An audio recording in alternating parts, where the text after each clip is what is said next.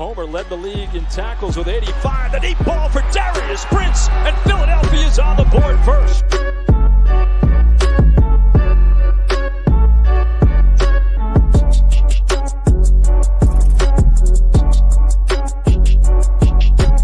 On the draw, this is Bryson Allen. And Allen weaving his way all the way down to the 22. 10-yard line, 5. Mayfield, dancing all around. Throwing as far as he can throw it. Jump ball coming. Crazy stuff. Not this time. And you want to be a wide receiver. You're going to have to take a little bit of a hit like that as Brown got him in that shoulder, but watch. Those are teeth. Do we have a dentist on staff here?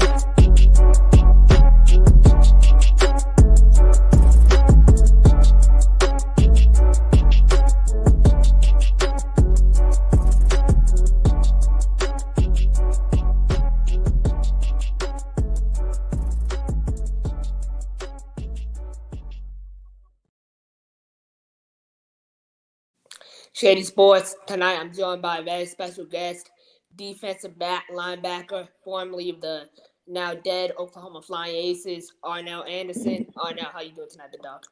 I'm doing all right, man. How about you? I'm doing good. Really excited to have you on. So, kind of diving right in. Oklahoma, obviously 4 games. They're currently in Oklahoma. Talk to me about this last week. So this last week was pretty interesting. I mean, obviously we played against Omaha, who was the defending champs of the league, and we played a pretty good game that came down to the last 40, 50 seconds. We felt like we had one of our, probably if not our best game. We was on the road with things, and then a few days later, things just went pretty quiet. We didn't really have anything set up as far as like practice or anything, and then that's really when we just got the news. So pretty much everybody just found out at the same time that the season was going to be ending. So some guys have already left. Like I plan on leaving tomorrow, going back to where I stay. But it's been a wild last 48 hours, to say the least, to be honest with you. I kind of wanted to ask you, right? As an athlete, the constant change, you changed head coaches mid-season. You went from Richard Davis to Mark Timberlake. Mark Timberlake is more of an offensive coach. Richard Davis is more of a defensive coach. How did you notice the defensive scheme kind of change between those two coaches? They pretty much have 2 different philosophies. That one interesting thing, honestly, from when Richard Davis was here, like from week 1, it was only me and another guy, that's Austin Jones. He played defensive end. We were the only 2 that was here from that week 1 defense that even just played in this last week. So there was a lot of terminology changes, somewhat scheme changes. But as far as me personally, I still played safety sometime and linebacker some of the time. So it didn't really change too much for me. It was just different terminology. But, once you get to this level and you're playing professional football, you should know the terminology. It's all the same. It's just different verbiage. You get what I'm saying? So it wasn't that big of a difference, realistically. Kind of a couple last questions here about Oklahoma. Speak about the hidden talent that you had on that team. Man, we have a lot of guys. We had pretty much 3 different teams in 5 weeks with 2 different coaches and change of ownership and everything. But we have, like, you obviously just interviewed, which I watched yesterday, Carolina, the Cobras, which he mentioned. You got, Torrance Caldwell, who's playing receiver quarterback for us, Rashad, who's just a baller, returning the ball. Then we had a stable of different running backs. We had good offensive linemen. We had a new quarterback that came in. Then you have, from the week before then, you have Hassan Muhammad Rogers that was playing DB and, running back for us, but he was playing quarterback against Sioux City. Then on the defensive side, we had different defensive backs like Lamar Robbins, Leon Crawford, Austin Jones. Even before then, we had Trey Smalls, who's playing in the IFL right now. Trey Smalls and Karan Bowden, they both playing for Tulsa Oilers right now. And then our quarterback from 3 weeks ago, which was Fred. Fred is playing quarterback for Jacksonville right now. So, like, we have had, like, very, very good talent even throughout all the changes. And hopefully everybody just can find a place that they can land and keep getting film and keep playing for this season, honestly, because it's pretty much it's a messed up situation. But, we still just got to put a hard hat on and just go to work still and prepare. 4 different quarterbacks, 2 different head coaches. It's been such a wild ride. But I kind of want to talk about your future. You're sitting here right now, you're a free agent. Where are you at with your decision process, and how soon can fans and followers of you expect an announcement? Honestly, I mean, I have some offers from some teams, different leagues. I've been speaking with some, IFL then, IFL, and obviously the AFL is a situation in its own.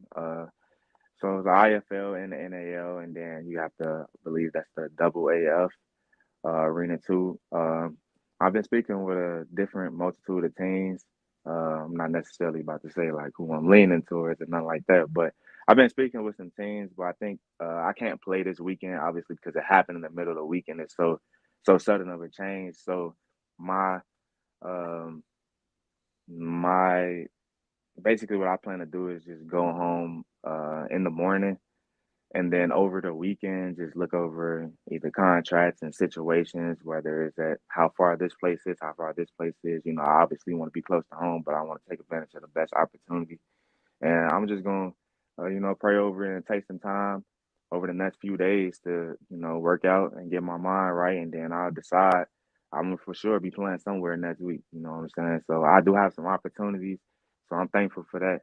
And this is a pretty stressful situation, but I'm gonna try to take a few days to just, you feel me, calm everything down, calm myself down, get some peace from it, and be grateful at the opportunities that I got and pick the best opportunity for me.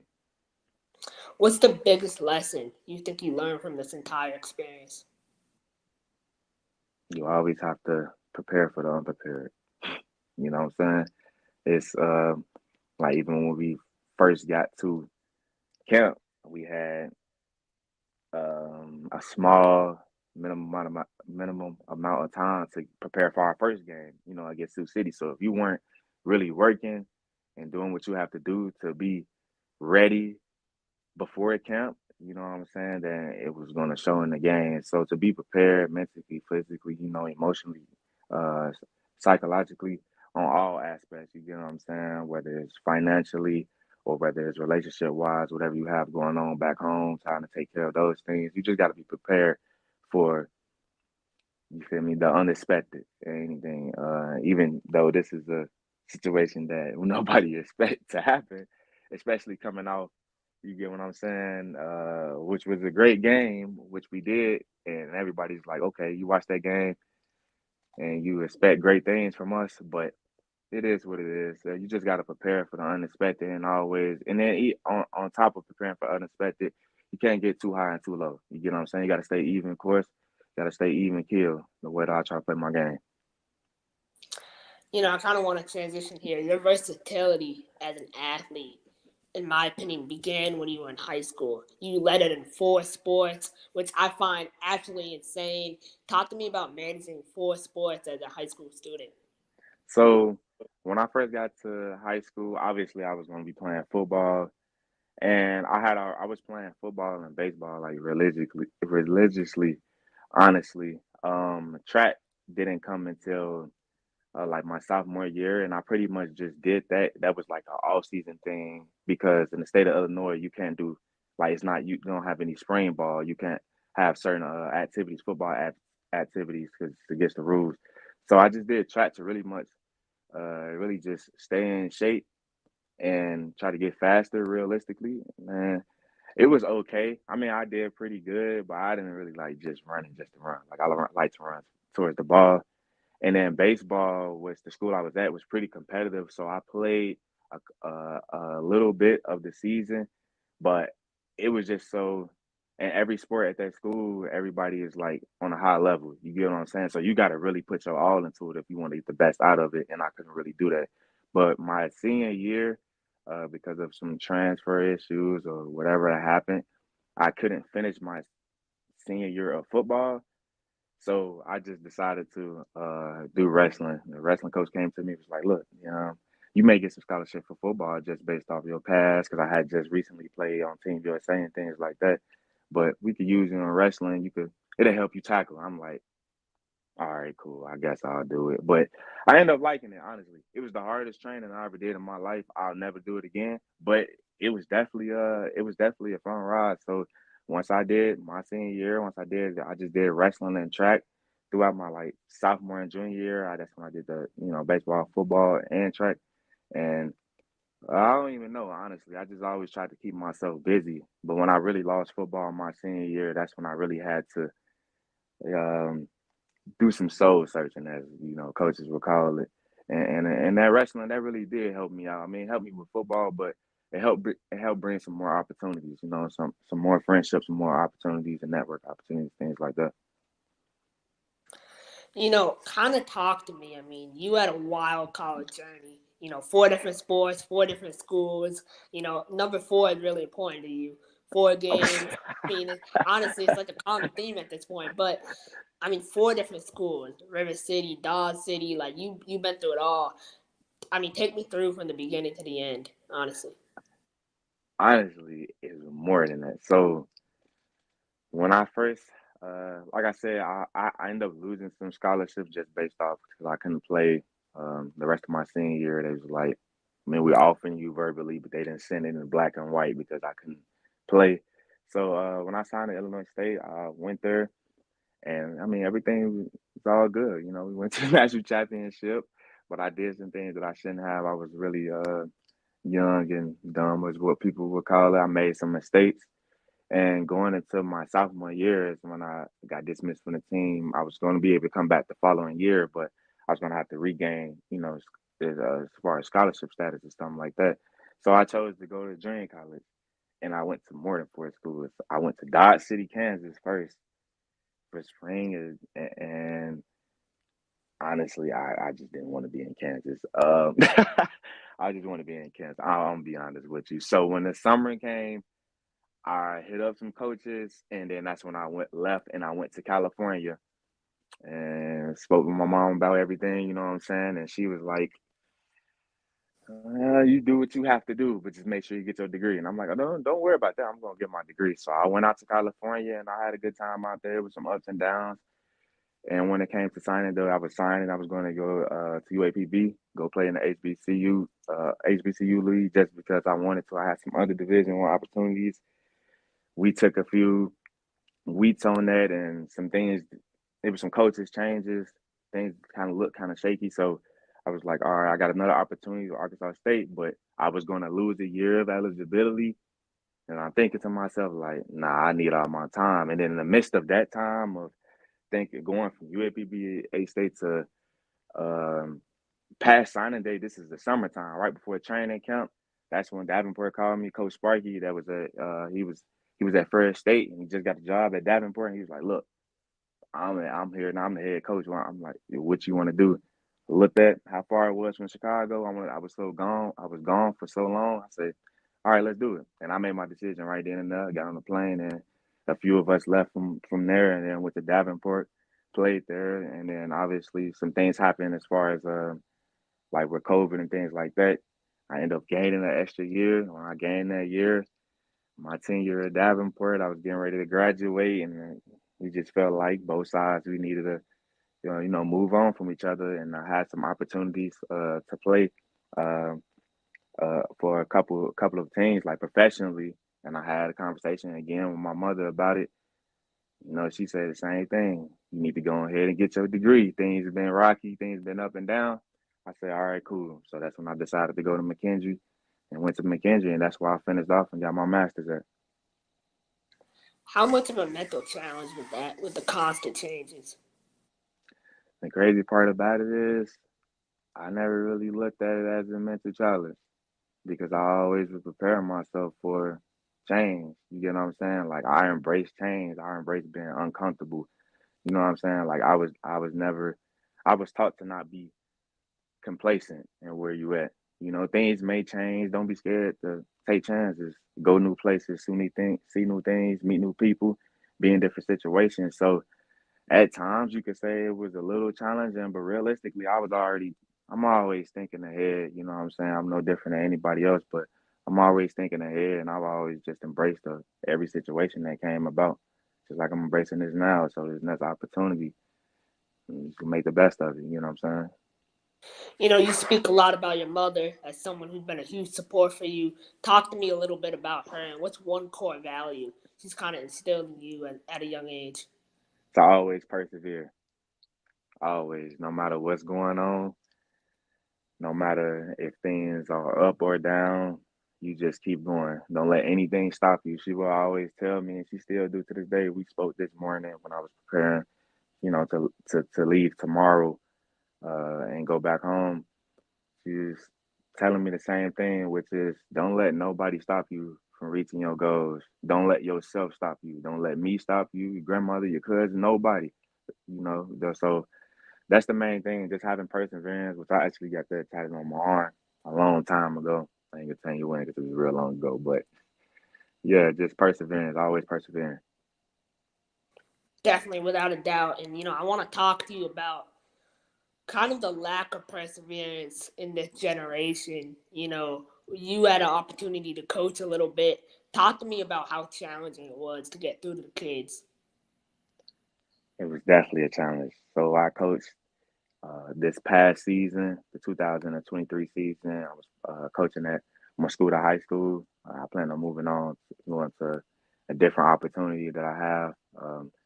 But sometimes it was challenging times when you're trying to coach somebody hard, or you're trying to tell somebody or show somebody you need to do this way, the way that you were brought up, and you're in front of 30 or 40 other people that didn't do it, and they're not brought up the same way you are. So I had to take a step back to work on first communication skills and the way I say things and how I'm saying it, so I can try to get through to the guys, and they started being a little bit more accepting. But you just got to realize that whether you're playing football or you're doing something in the classroom, they're not you. They won't do it the same way you would do it. They wouldn't look at it in the same vision, the same way that you would. So I would try to put myself in their shoes. Maybe it's something going on at home. Maybe they weren't taught this type of way. Maybe they were taught this type of way. Maybe they're not just a visual learner like me. Maybe we have to do it on paper.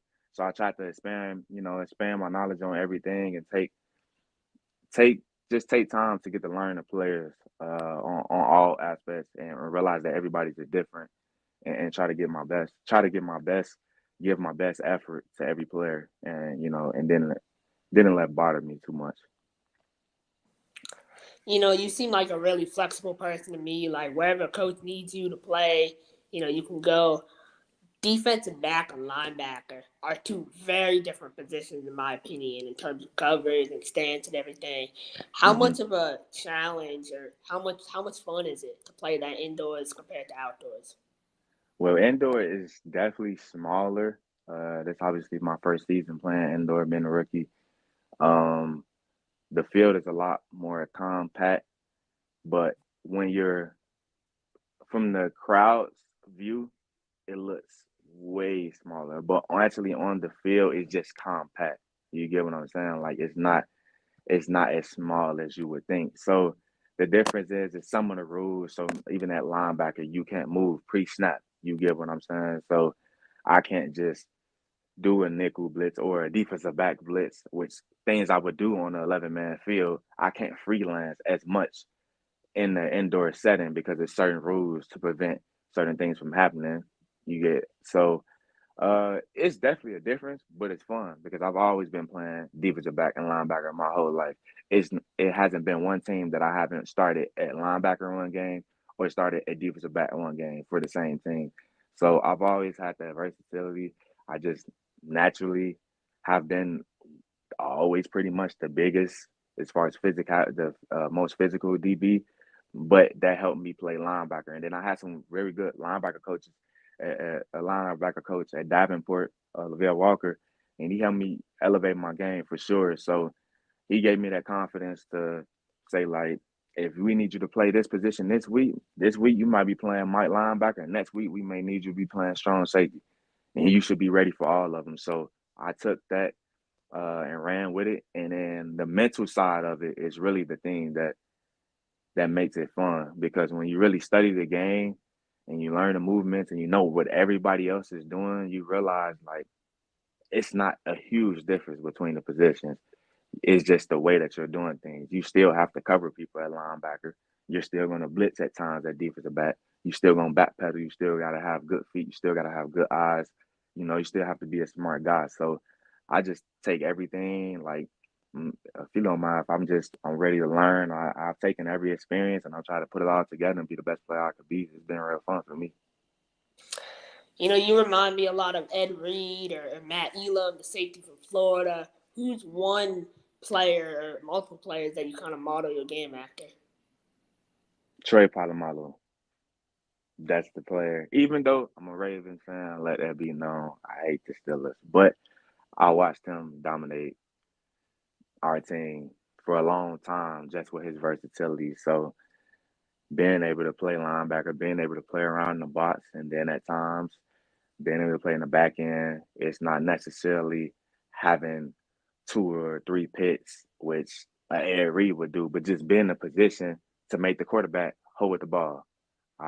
You get what I'm saying? Because a lot of things on offense and timing, and a lot of people be like, well, you ain't get a pick or you ain't get a pass deflection, where if they're not able to throw the ball to you, you're doing your job. So I watched a lot of Troy Polamalu. And then you had guys like Cam Chancellor, but I'm not as big as Cam Chancellor. He was huge. So Troy Polamalu was the guy that I really watched growing up.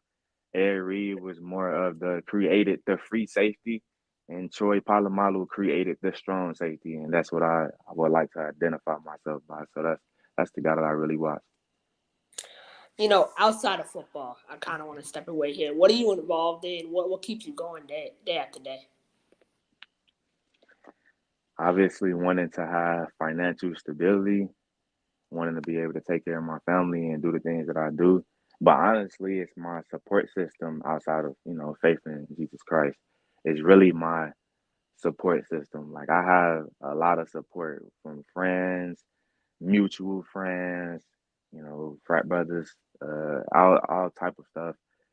That's really what keeps me going, because if I know, like, I can talk smack back and forth with you guys, but you know that I can take advantage of this opportunity, and you're a person that's being positive, and you're like, you might as well get yourself together and go do it, because if I could, I would.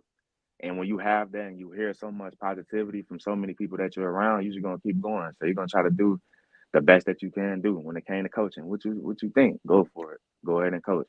You think I should still go back to school? Go for it. Why not? If I'm able, I just coached. I literally just got my master's degree, coached high school football and playing professional football all within the last 12 months. Like literally right now. So, and I'm no better than anybody else. So it's really my support system, from my family to my friends, that really keep me going. Arnell, I really appreciate your time. It's been great chopping up with you. My final question for you tonight is, where do you see yourself in the next 1 to 2 years? Next 1 to 2 years, still playing professional football, still coaching football, and hopefully I can be an athletic director, because that's what I really want to do. That's why I got my master's. That's why I'm taking advantage of network opportunities. So hopefully that all falls into place, and if not, I'll still be grateful. I'll still be going. All right, now I'm really excited. You have a really bright future ahead of you. I cannot wait to see what you have in store, and best of luck going forward. I appreciate it. Have a good one. I'm a game changer.